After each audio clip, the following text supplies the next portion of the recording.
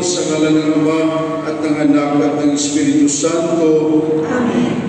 Ang Diyos ng pag-asa na nagbibigay sa atin ng buong kagalakan at kapayapaan sa pananampalataya sa pamamagitan ng kapangyarihan ng banal na Espiritu naway sumainyong lahat.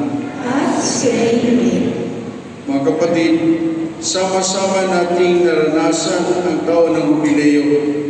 Bilang isang individual, ating nialay ang mga papuri, pasasalamat at pagsusumamo sa Diyos sa pagkikita